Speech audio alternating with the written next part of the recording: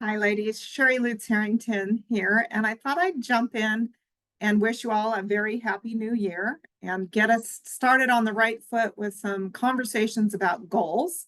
So I'm going to make this a two-parter. We're going to start with goals and what they look like and how to set them, and then we're going to go into what they should be. So to start with today, I want to use a very common way of setting goals, and that is the acronym SMART. So if you ever heard of SMART goals before, you probably are familiar with this, but if not, I wanted to share it because I think it's a really good way to get your goals really sharp. And to me, goals are super important because we can have dreams, but they never come true unless we turn them into goals and we set up a plan for achieving them. So in my mind, instead of doing annual resolutions in January, it's important to sit down and set your goals. And I would encourage you to make them SMART goals. So what are SMART goals? Well, the S in SMART stands for specific.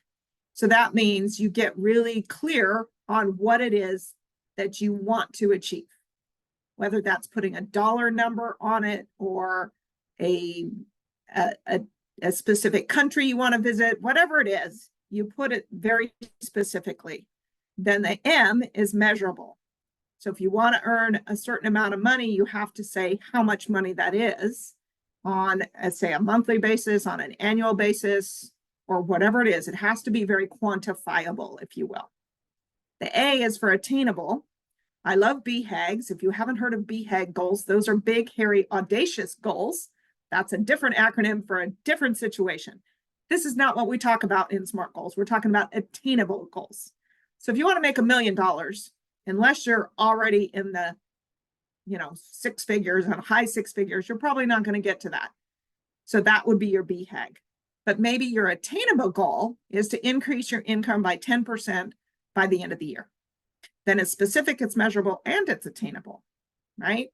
There's ways you can specifically go about making that happen to be within what you could realistically achieve. The R is for relevant. Is it important to you? Don't do something that's important to someone else. If making more money is not important to you, don't make that a goal. If taking a vacation to Greece, yeah, that's on my goal list, then, that's what's important to you. That's relevant. So put it in there, put it on your goal sheet. And the T is for time bound. So that means by when. When are you going to try to reach this goal by?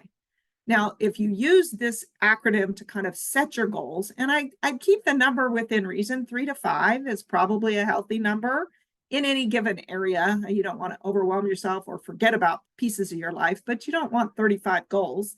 It's like you'll never know what to do. And you need to be able to break it down into like, okay, by the end of this month, if I want to get to here by the end of the year, I need to be at this point by the end of this month, and then here and here and here and here, and eventually I'll get there. So I think that that's really important in the time bound is also kind of breaks,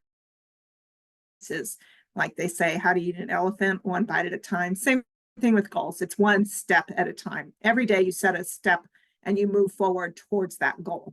And making them SMART goals makes you accountable in a way, makes it really easy to make them very, very clear. Just saying, I want to make more money. How are you going to do that? What are you going to do to make that happen? How much do you want to make? When are you going to make it by? It's not a SMART goal. So what I'm encouraging you all to do at the beginning of the year is really start thinking about what your goals are. If you're living in a financially abusive relationship, your goal might be to leave the relationship by a certain date and move out of the house, right? It's relevant to you. You want to get out. There's a date. There's a time bound on it.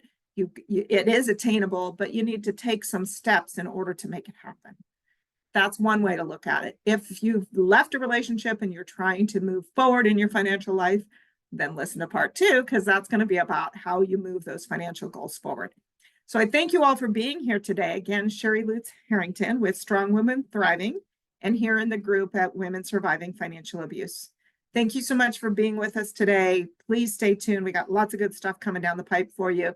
And I'm super excited about the things that we've got going on for next year, or this coming year, I should say. And I look forward to talking to you more. Thanks for being part of this, and I appreciate your support, and we'll talk real soon. Stay tuned for part 2.